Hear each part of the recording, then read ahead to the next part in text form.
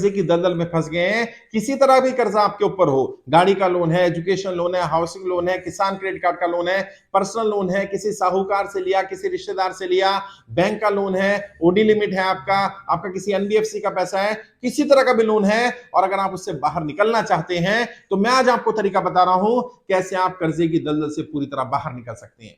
सबसे पहले तो कर्जा मुक्ति अभियान में जुड़िए, और मैं और मेरी पूरी टीम आपकी कर्जा माफी के लिए प्रयास कर रहे हैं। ऐसे सभी लोग जो सरकार की गलत नीतियों के कारण कर्जे की दलदल में फंसे, लॉकडाउन के बाद, नोटबंदी के बाद, जीएसटी के बाद, किसी भी कारण से नौकरी छूट जाने के कारण या व्यापार बंद हो जाने के कारण या व्यापार कम हो जाने के कारण व्यक्ति लोन नहीं चुका पा रहा, वो सभी लोग निःशुल्क कर्ज भारत अभियान में फॉर्म भर सकते हैं, आवेदन कर सकते हैं। यह अभियान पूरी तरह से निःशुल्क है।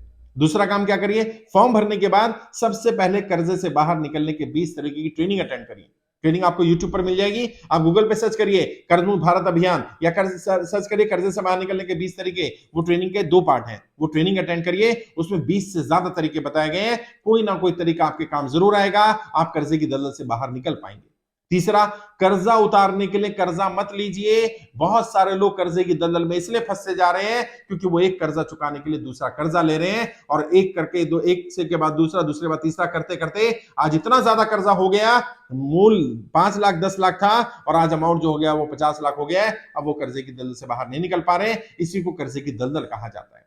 घबराने से, परेशान होने से, कोई गलत कदम उठाने से कोई हल होने वाला नहीं है। कोई गलत कदम नहीं उठाना। मैं आपकी लड़ाई लड़ रहा हूं, मेरी पूरी टीम आपकी लड़ाई लड़ रही है, और मैं आपसे वादा कर रहा हूं एक एक व्यक्ति का 1-1 रुपए का कर्जा माफ कराया जाएगा।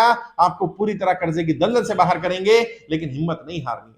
अपनी तरफ से प्रयास करिए, कर्जे के से बाहर निकलेंगे, ट्रेनिंग भी लीजिए, फॉर्म भी भरिए, सरकार से भी बात करें। पीएमओ में हमारा लेटर जा रहा है, वित्त मंत्रालय से हमारी बात हो रही है, आरबीआई को हम लेटर भेज रहे हैं। लगातार जनता की समस्या के बारे में पूरी टीम काम कर रही है, और मेरा पूरा विश्वास है जल्दी ही सरकार इस पर संज्ञान लेगी, सरकार जल्दी ही लोगों का कर्जा माफ करेगी।